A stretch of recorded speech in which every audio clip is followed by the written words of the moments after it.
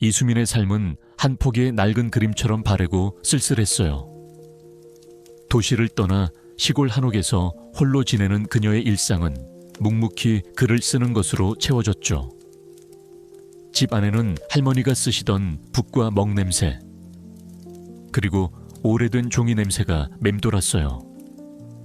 몇 년 전 돌아가신 할머니 김순자 여사는 수민에게 이 낡은 한옥과 함께 풀리지 않는 미스터리를 남기셨죠. 할머니는 생전에 비단 병풍을 만드는 유명한 자수 장인이었지만 그녀의 죽음은 단순한 노환으로 처리되었어요. 수민은 할머니의 죽음 뒤에 숨겨진 진실이 있을지도 모른다는 의심을 품었지만 혼자서는 아무것도 할 수 없었죠. 그녀의 마음은 늘 과거의 그림자에 갇혀 있었어요. 수민은 할머니를 추억하며 서재의 낡은 책들을 뒤적였어요. 특히 할머니가 늘 읽던 고대 왕국의 유산지라는 고고학 서적은 그녀의 시선을 끌었죠. 할머니는 생전에 이 책에 대해 자주 이야기하곤 했어요. 수민은 알지 못했어요. 그 책 속에.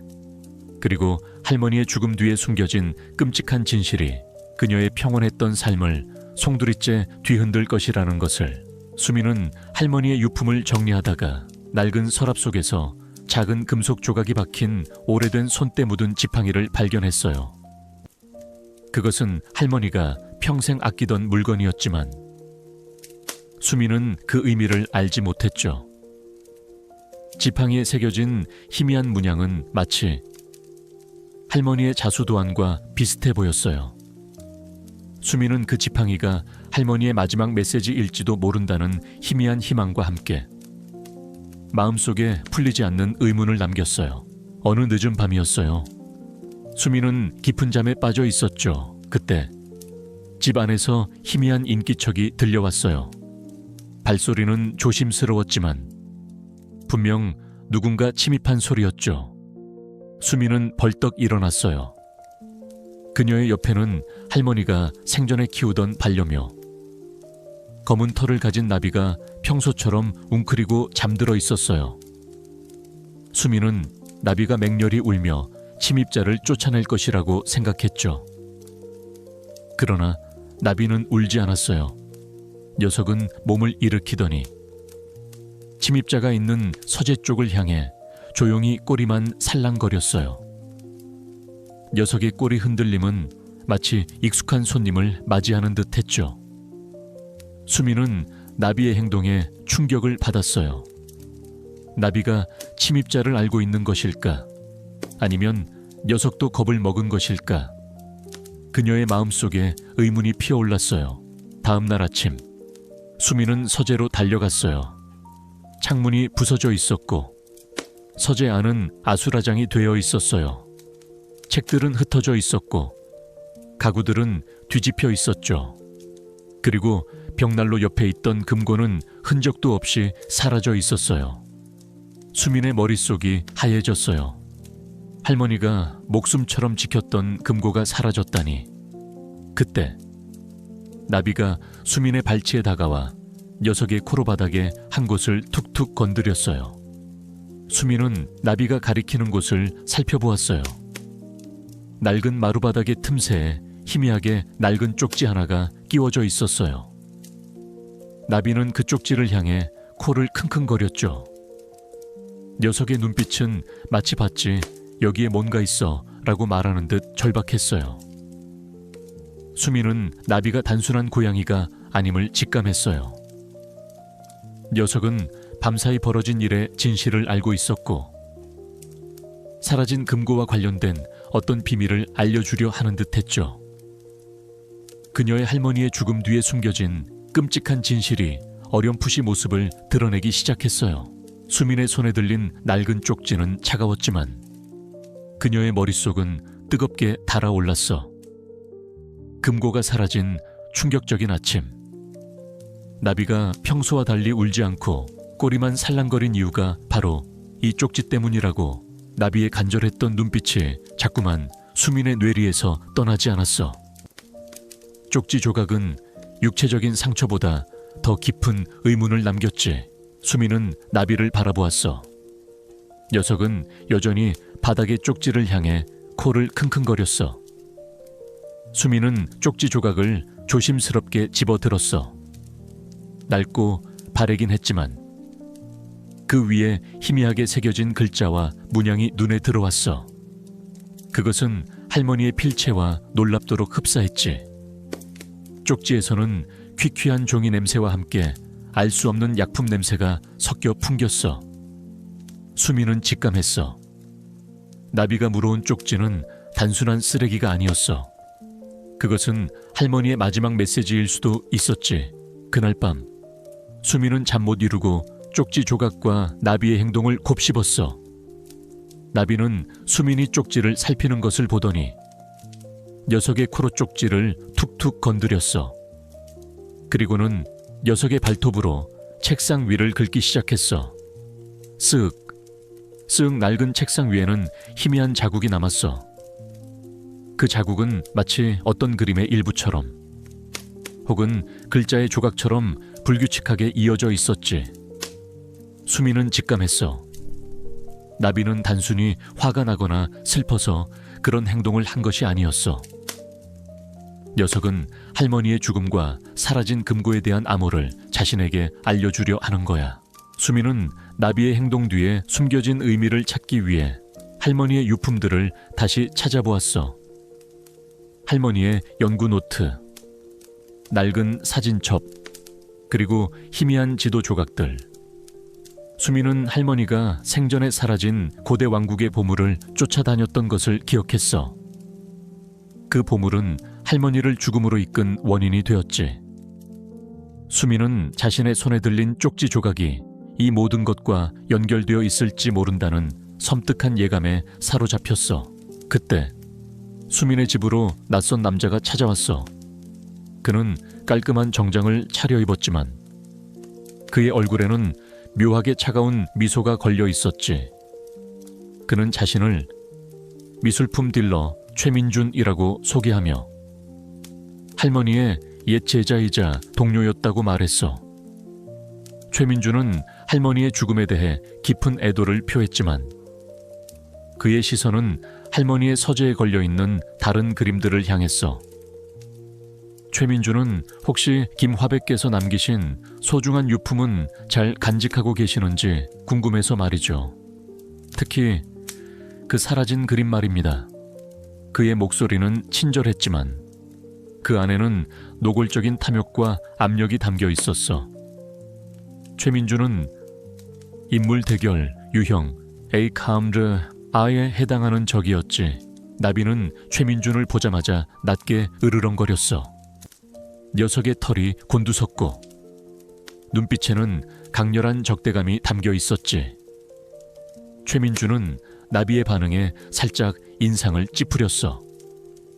새 주제의 감이 그는 비웃듯이 말하고는 유유히 사라졌어. 최민준이 떠난 후 수미는 나비를 꼭 끌어안았어. 나비의 행동, 쪽지 조각, 그리고 최민준의 위협, 이 모든 것이 거대한 퍼즐처럼 맞춰지기 시작했어.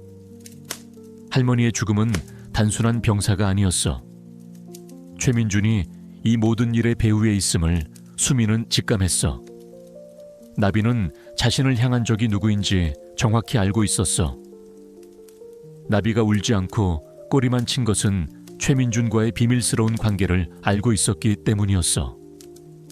최민준이 나비를 훈련시켜 자신의 계획에 이용하려 했던 거야. 하지만 나비는 최민준의 악의를 알고 있었고 자신만의 방식으로 수민에게 진실을 알리려 했던 거야. 수민은 자신의 목숨과 나비의 안전, 그리고 할머니의 마지막 비밀을 지키기 위해 어둠 속에 숨겨진 진실과의 싸움을 시작해야만 했어. 쪽지에 숨겨진 할머니의 메시지 속에 사라진 금고와 그 안에 담긴 고대 보물에 대한 모든 답이 있을 터였어. 최민준 딜러가 떠난 후 수민의 마음은 복잡했어. 사라진 금고와 나비가 물어온 쪽지, 그리고 그 모든 것 뒤에 숨겨진 최민준의 그림자. 수민은 나비의 눈빛에서 느껴지는 간절함을 외면할 수 없었지. 녀석은 분명히 할머니의 비밀을 알려주려 하는 거야. 그날 밤 수미는 나비를 품에 안고 할머니의 서재로 향했어. 서재는 여전히 어지럽혀진 채 과거의 아픔을 고스란히 드러내고 있었어. 수미는 나비가 물어왔던 낡은 쪽지 조각을 꺼내 들었어. 할머니의 필체로 쓰인 희미한 글자들, 그리고 알 수 없는 문양들이 그녀의 시선을 사로잡았지. 수미는 그것이 할머니의 유일한 유품인 낡은 지팡이에 박힌 금속 조각에 새겨진 문양과 비슷하다는 것을 어렴풋이 기억했어. 수민이 쪽지에 집중하는 동안 나비가 책상 위로 올라왔어. 녀석은 코로 쪽지 조각을 툭툭 건드리더니 녀석의 발톱으로 책상 위를 긁기 시작했어. 쓱. 쓱. 낡은 책상 위에는 희미한 자국이 남았어. 그 자국은 마치 어떤 그림의 일부처럼 혹은 글자의 조각처럼 불규칙하게 이어져 있었지. 수미는 직감했어. 나비는 단순히 화가 나거나 슬퍼서 그런 행동을 한 것이 아니었어. 녀석은 할머니의 죽음과 사라진 금고에 대한 암호를 자신에게 알려주려 하는 거야. 수미는 나비가 긁어놓은 흔적들을 자세히 살펴보았어. 나비는 수민이 책상 위 흔적에 집중하는 것을 확인하자 녀석의 코로 그의 지갑 속에 있던 할머니의 낡은 명함을 툭툭 건드렸어. 명함 뒷면에는 알 수 없는 숫자와 기호들이 빼곡하게 적혀 있었지. 나비는 다시 흙 묻은 발톱으로 명함에 그려진 기호 중 특정 기호를 긁었어. 녀석의 행동은 마치 그 기호가 어떤 의미를 지니고 있음을 암시하는 듯했지. 수미는 나비가 가리킨 기호들을 종이에 옮겨 적었어. 그것은 복잡한 컴퓨터 코드의 일부처럼 보였지만 동시에 어떤 비밀 웹사이트의 주소와 일치할 것 같은 느낌을 주었어. 수미는 나비가 지시하는 대로 기호들을 조합하여 웹사이트에 접속했지. 드르륵 낡은 노트북 화면에 새로운 창이 열렸고 그 안에는 충격적인 내용물들이 들어있었어. 수십 장의 사진들과 함께 녹음 파일들이 빼곡하게 담겨 있었지. 사진 속에는 할머니가 최민준 딜러에게 협박당하는 모습, 그리고 최민준 딜러가 이 집의 특정 장소를 몰래 촬영하는 모습이 담겨 있었어. 녹음 파일은 할머니와 최민준 딜러의 대화였지. 최민준 딜러는 할머니가 숨겨둔 고대 왕국의 유산을 노리고 있었고 그 유산을 강탈하기 위해 할머니를 살해했던 거야. 녹음 파일의 마지막 부분에는 최민준 딜러가 할머니를 위협하고 할머니가 비명을 지르며 쓰러지는 소리가 생생하게 담겨 있었어. 수미는 충격에 말을 잇지 못했어. 할머니의 죽음은 단순한 노환이 아니었어. 최민준 딜러가 자신의 탐욕을 위해 할머니를 살해하고 시신을 집안에 유기했던 거야. 그리고 나비는 그 모든 것을 목격하고 할머니의 마지막 유언을 지키기 위해 필사적으로 노력했던 거지. 나비가 울지 않고 꼬리만 친 것은 최민준이 금고를 훔쳐가는 것을 막고 수민에게 이 메시지를 전달하려 했던 거야. 나비가 컴퓨터 자판을 긁은 것은 최민준의 비리를 폭로하기 위한 암호였지. 수민은 나비를 꼭 끌어안았어. 녀석의 몸이 떨리고 있었고 수민의 눈에서는 뜨거운 눈물이 흘러내렸어.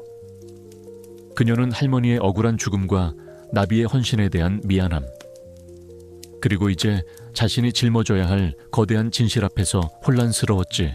그때 집안의 벨이 울렸어. 모니터를 확인하자 화면에는 최민준 딜러가 서 있었어. 그는 환한 미소를 짓고 있었지만 그 눈빛은 섬뜩했어. 그는 이미 자신들의 비밀이 드러났음을 눈치채고 증거를 인멸하고 그들을 제거하려 찾아온 것이 분명했어. 나비는 최민준 딜러를 보자마자 맹렬히 으르렁거렸어. 녀석의 털이 곤두섰고 눈빛에는 강렬한 적대감이 담겨 있었어. 최민준 딜러의 그림자가 집안을 뒤덮는 듯했어. 수민의 낡은 한옥집은 이제 최민준 딜러의 그림자 아래 놓여 밤낮으로 위협받고 있었어. 서재에서 발견된 휴대폰과 녹음 파일, 그리고 나비의 맹렬한 반응은 할머니의 죽음이 단순한 노환이 아니라는 끔찍한 진실을 가리키고 있었지. 나비는 상처 입은 몸을 이끌고도 쉬지 않고 수민을 재촉했어. 녀석의 눈빛은 마치 빨리 더 깊이 파헤쳐야 해 라고 말하는 듯 절박했어. 수민은 나비가 찾아낸 휴대폰과 녹음 파일들을 분석했어. 녹음 파일에는 최민준 딜러가 할머니를 협박하여 고대 왕국의 유산을 강탈하려 했던 모든 대화 내용이 고스란히 담겨 있었어. 그리고 할머니가 비명을 지르며 쓰러지는 소리, 최민준 딜러가 약물을 투여하는 듯한 소리까지 생생하게 녹음되어 있었지. 수민의 심장은 격렬하게 요동쳤어. 최민준 딜러는 겉으로는 유명한 미술품 딜러였지만 사실은 살인자이자 불법 문화재 거래 조직의 일원이었지. 나비는 그들 옆에 조용히 웅크리고 앉아 휴대폰을 응시했어. 녀석은 휴대폰에 저장된 사진들을 코로 툭툭 건드렸지. 그곳은 할머니의 서재 내부 사진, 특히 벽난로와 연결된 비밀 통로의 사진들이었어. 그리고 최민준 딜러와 낯선 남자들이 유물을 들고 통로를 드나드는 모습이 담긴 사진이었지. 나비는 녀석의 발톱으로 사진 속 특정 남자들의 얼굴을 긁으며 그들이 범죄 조직의 일원임을 암시하는 듯했어. 나비는 이 모든 것을 지켜보았고 할머니가 몰래 설치한 특수 카메라로 촬영까지 했던 거야. 수민은 나비의 지능적인 행동에 다시 한번 경악했어. 나비는 단순한 반려묘가 아니었어. 녀석은 할머니의 죽음의 진정한 이유를 알고 있었고 최민준 딜러가 숨긴 모든 범죄의 증거를 보여주려 했던 거야. 나비의 눈빛은 우리가 볼 수 없는 집안의 깊은 곳, 즉 최민준 딜러가 숨긴 진실의 심연을 보고 있었던 거야. 그때였어. 창문 밖에서 희미한 인기척이 들려왔지. 최민준 딜러의 부하들이었어. 그들은 수민의 집을 24시간 감시하며 수민이 할머니의 비밀을 파헤치기 시작했음을 눈치챈 듯했어. 낡은 검은색 승용차 한 대가 그들의 집 앞에 조용히 다가왔어. 차 안에는 건장한 남자 2명이 서 있었지. 그들은 최민준 딜러의 그림자처럼 움직이는 해결사들이었어. 그들은 창문 밖에서 집안을 엿보려 했어. 이봐, 이수민 쓸데없는 짓 하지 마라. 내 할머니의 치매는 단순한 노화야. 괜히 건드리면 좋은 꼴 못 볼 거야. 그들의 목소리는 차갑고 섬뜩했어. 그들은 나비를 힐끗 보더니 코웃음을 쳤지. 미친 고양이 따위가 뭘 안다고, 어차피 곧 죽을 텐데. 그들의 말은 노골적인 위협이었어. 수민은 경찰에 신고하려 했지만 윤아가 만류했어. 안 돼요. 수민 씨, 최민준 딜러는 이미 경찰 고위층까지 매수했을 가능성이 커요. 우리가 움직이는 순간 최민준 딜러는 모든 것을 은폐하고 증거를 파기할 거예요. 우리는 지금 고립된 상황이에요. 윤아의 말은 차가운 현실이었어. 그들은 누구도 믿을 수 없었지. 이 싸움은 오직 자신들만의 외로운 싸움이었어. 나비는 수민의 불안감을 감지한 듯 녀석의 발톱으로 그녀의 팔을 툭툭 건드렸어. 녀석의 눈에서 희미한 빛이 번뜩였지. 마치 내가 그 모든 것을 봤어. 나를 믿어줘. 우리가 함께 싸워야 해. 라고 말하는 듯 했어. 시간은 속절없이 흘렀어. 그들은 마침내 벽난로 뒤에 숨겨진 비밀 통로와 그곳에 숨겨진 불법 문화재 거래 및 살인에 대한 결정적인 증거를 파악하는 데 성공했어. 그곳에는 최민준 딜러가 자신의 범죄를 숨기기 위해 설치한 지하 감시 시스템이 있었지.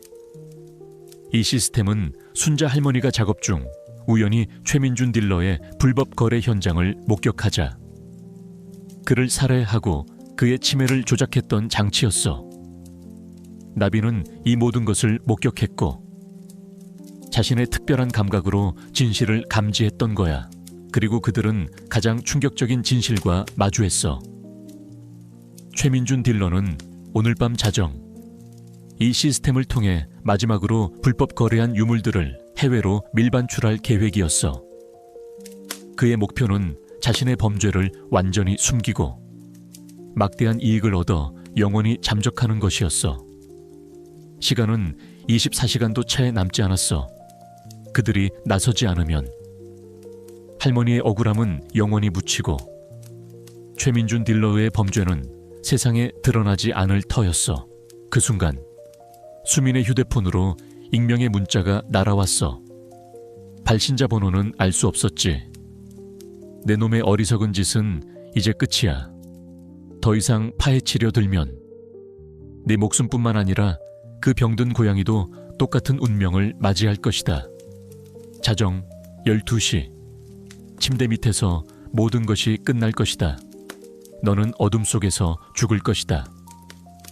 문제는 나비가 집 주변을 맴도는 사진과 함께 침대 밑 도면에 D-Day라고 적힌 표식이 첨부되어 있었어. 최민준 딜러는 그들의 움직임을 이미 알고 있었고 그들을 함정으로 유인하고 있었어. 수민은 경악했어.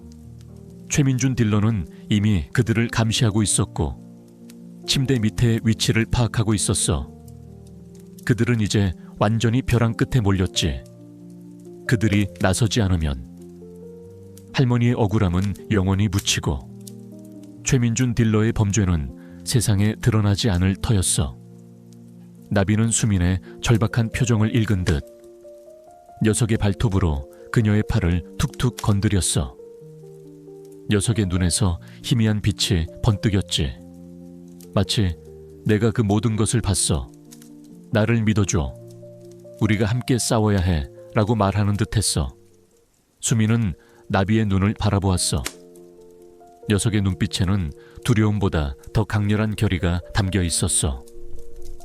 그들은 이제 모든 것을 걸고 어둠 속으로 뛰어들어야만 했어. 할머니의 명예, 나비의 안전, 그리고 진실이 그들의 손에 달려 있었어. 밤 11시 45분. 이수민의 낡은 한옥집 침실은 칠흑 같은 어둠 속에 잠겨 있었어요. 자정 12시. 최민준 딜러가 마지막 미술품 강탈 작전을 감행할 시한이 15분 앞으로 다가와 있었죠. 수민은 나비와 함께 침대 및 비밀 공간에 몸을 숨긴 채 숨을 죽였어요. 퀴퀴한 곰팡이 냄새와 함께 알 수 없는 습기가 코를 찔렀죠. 수민의 심장은 격렬하게 요동쳤지만 할머니의 명예, 그리고 진실이 그녀의 손에 달려 있었어요. 나비는 수민의 품에 안겨 있었지만 녀석의 몸은 미세하게 떨리고 있었죠. 그 눈빛은 복수심과 함께 알 수 없는 비장함마저 담고 있었어요. 낡은 한옥 집안에는 인기척 하나 없었어요. 수민은 어둠 속에서 할머니의 침대가 삐걱거리는 소리를 들었죠. 곧이어 희미한 불빛이 침실을 밝혔어요. 최민준 딜러와 그의 부하들이었어요. 그들은 삽과 장비를 들고 침대 밑으로 기어들어왔죠. 최민준 딜러의 얼굴에는 탐욕스러운 미소가 걸려 있었고 그의 손에는 할머니의 비단 병풍을 훔치려 했던 계획서가 들려 있었어요. 이봐, 빨리 서둘러. 자정 전에는 다 처리해야 해. 최민준 딜러의 날카로운 목소리가 침실 안에 울려 퍼졌어요. 그는 침대 밑바닥, 나비가 그토록 긁어대던 지점을 향해 삽을 겨누었죠. 수민의 눈에 분노의 불꽃이 타올랐어요. 저들이 할머니를 병들게 하고 이제는 할머니의 마지막 유장마저 빼앗으려 하고 있었으니까요. 그녀는 더 이상 참을 수 없었어요. 수민은 나비에게 속삭였죠. 나비야, 이제 때가 됐어. 그 순간 나비가 수민의 품에서 벗어나 최민준 딜러를 향해 맹렬하게 달려들었어요.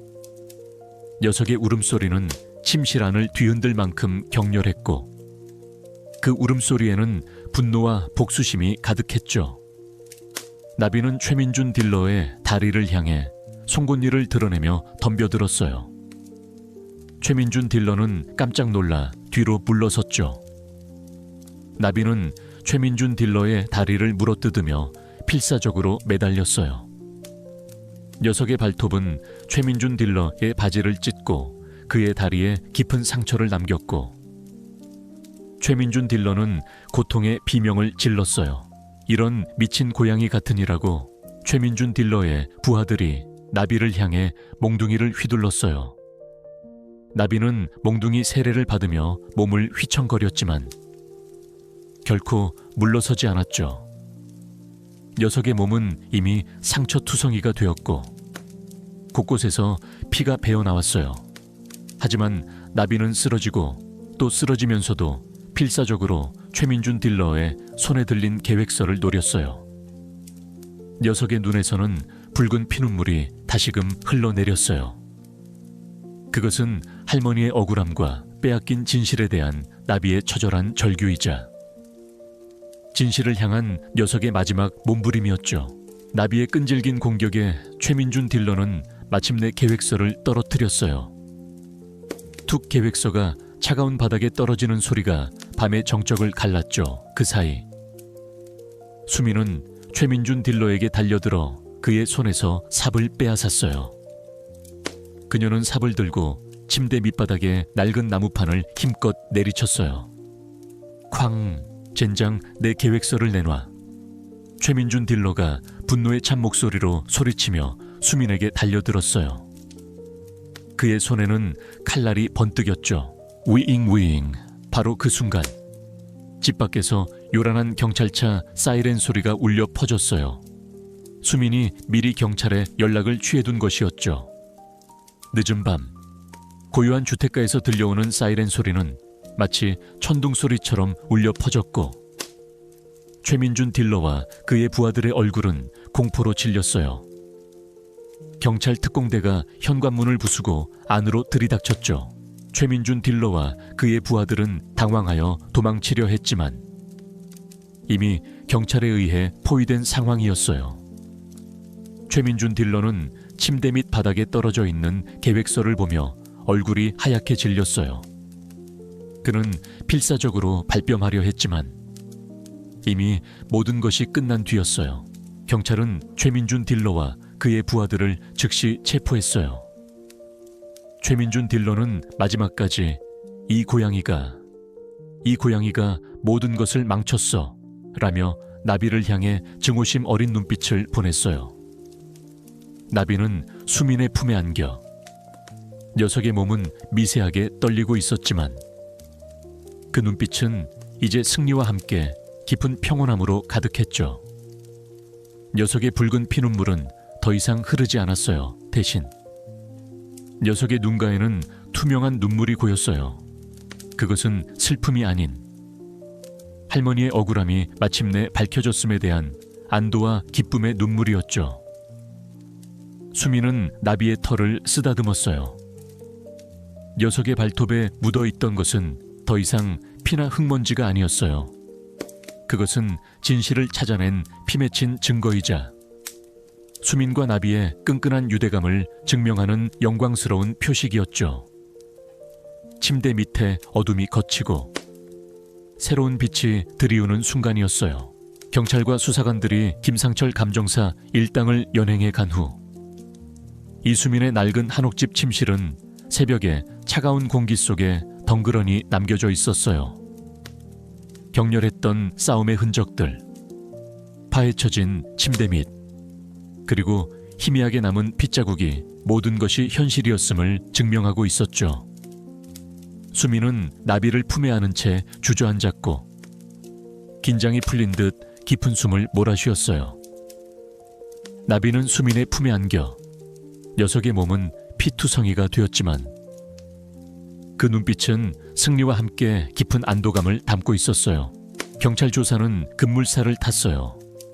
나비가 찾아낸 휴대폰과 녹음 파일, 그리고 고 대표의 계획서에서 발견된 증거들은 결정적이었죠.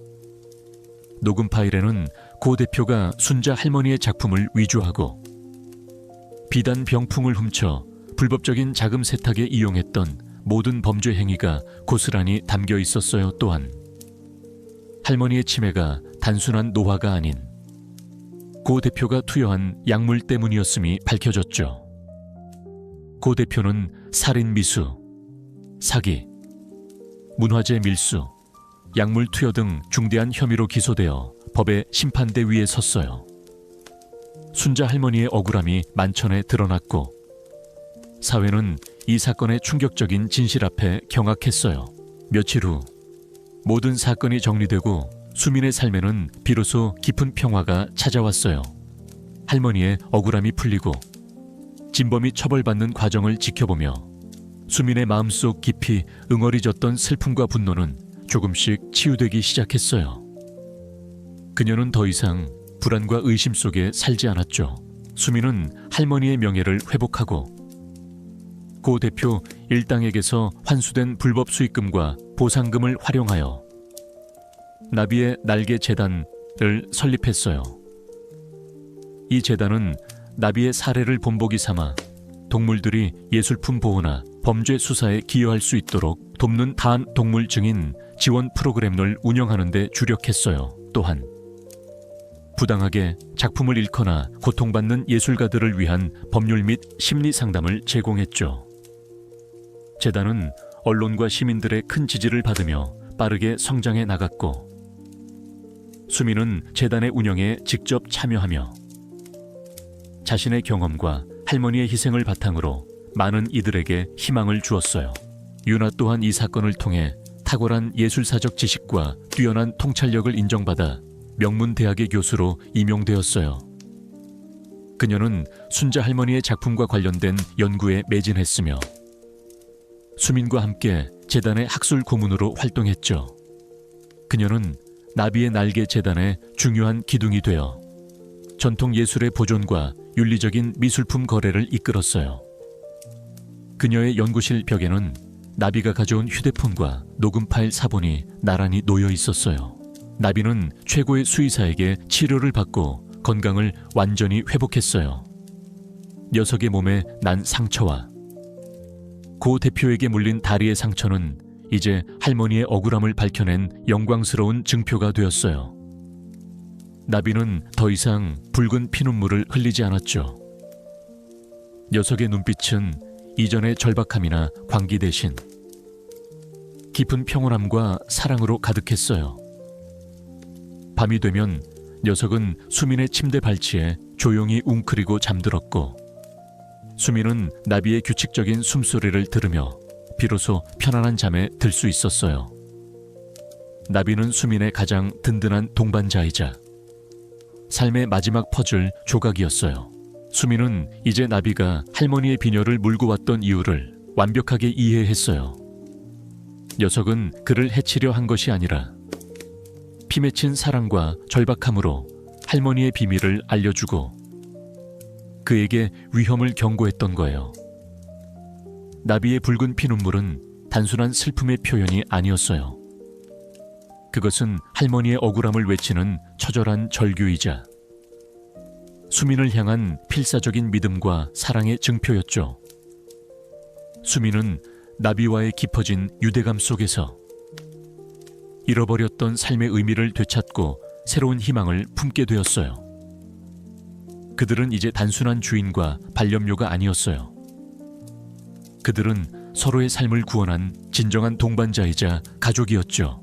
이 새로운 평화 속에서 수민과 나비는 앞으로 다가올 어떤 시련도 함께 헤쳐나갈 준비가 되어 있었어요.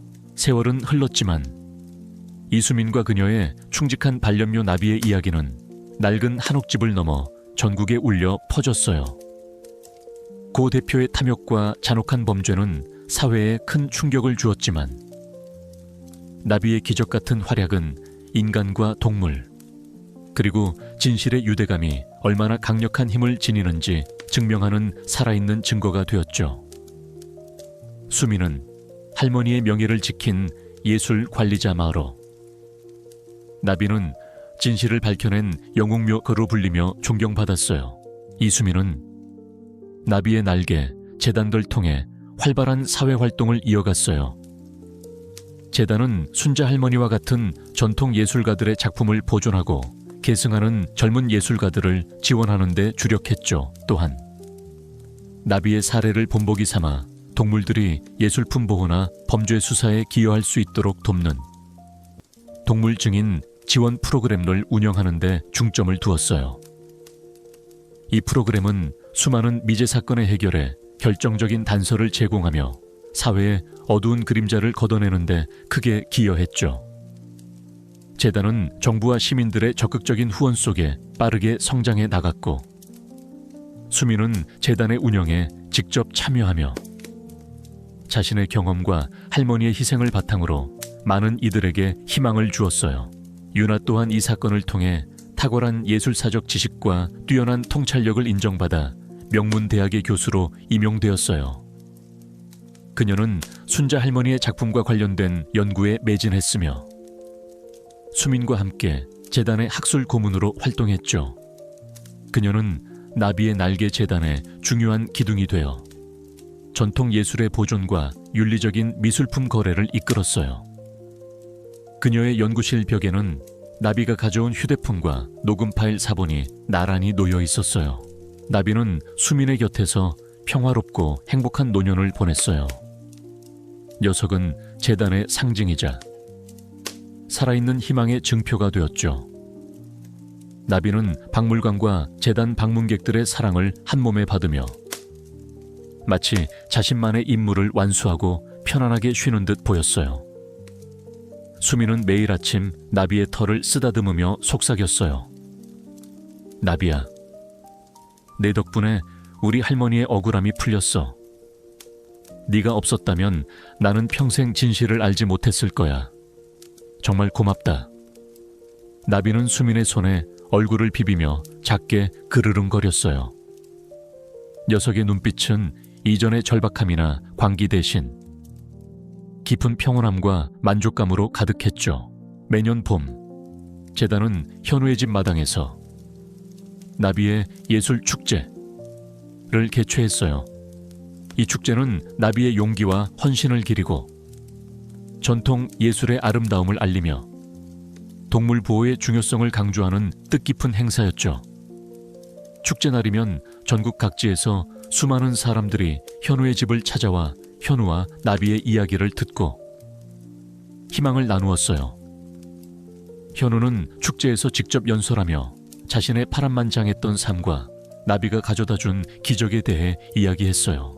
세월이 흘러 나비는 수민의 품에서 조용히 눈을 감았어요. 녀석이 세상을 떠난 날, 수민은 나비를 할머니의 묘지 옆 햇볕이 가장 잘 드는 곳에 정성껏 묻어주었어요. 그곳에는 나비가 할머니의 침대 밑에서 발견했던 비단 조각과 녀석의 붉은 피눈물 흔적을 재현한 조형물, 그리고 할머니의 진실을 밝힌 영원한 비단곳이라는 글이 새겨진 작은 묘비가 세워졌어요. 묘비 옆에는 수민이 직접 심은 작은 나무 한 그루가 나비의 헌신을 기리듯 굳건히 서 있었어요.